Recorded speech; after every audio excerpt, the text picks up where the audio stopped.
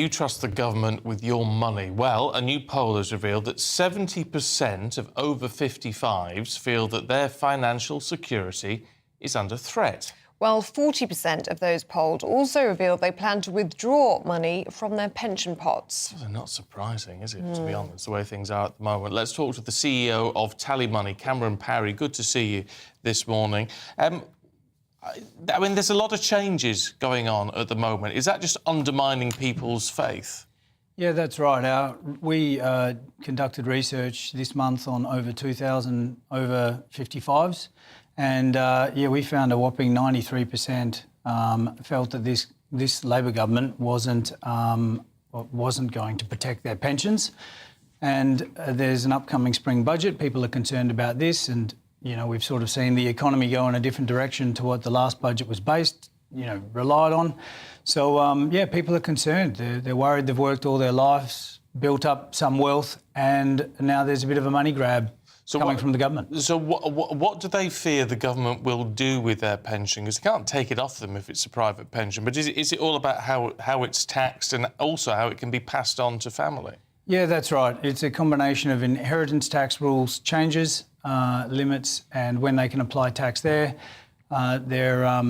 It comes into effect when you die. Has an effect, the age that you die, whether your estate needs to pay inheritance tax. Whether your estate is taxed with death tax on what you leave, and then whether your beneficiaries actually pay income tax at their income tax rate on what you bequeath them. So, and that there's a line in the sand whether you die before 75 or after 75. How you deal with your money, the tax benefit, how you've been incentivised to hopefully build up a pot of wealth for you and your family so that you're not a burden on society, you're not a burden on the taxpayer. You're at the end of your income generating life, and so you can't adapt. If they change the rules, it really is, people are concerned that they won't have enough. And your poll also found that 40% of people revealed to withdraw money from their pension pots. What do you think that's about? Is that people quite literally not having enough to make ends meet, so having to dip into the pension pot early? Or is this the issue of trust again, not trusting that pension pot? Yeah, it's more to do with people who have a bit more and have the means. They will go and sort this out and try, even if the rules change, try and adapt to that as best they can. They're motivated to obviously protect their money.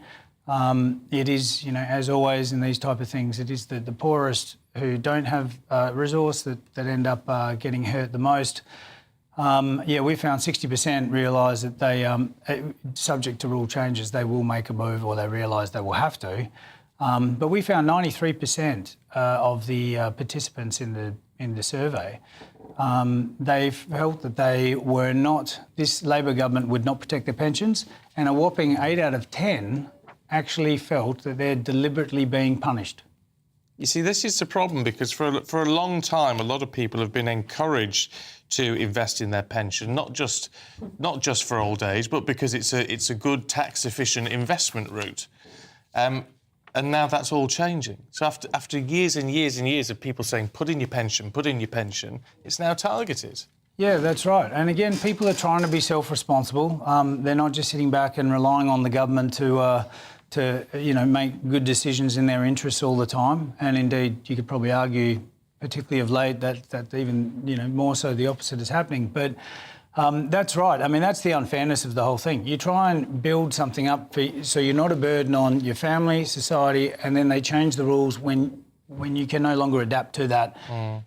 And it's all sorts of problematic and undermining of confidence, undermining of spending. It doesn't flow into what the growth sort of priority that this government speaks about. It's just wrong. OK. Cameron, good to see you.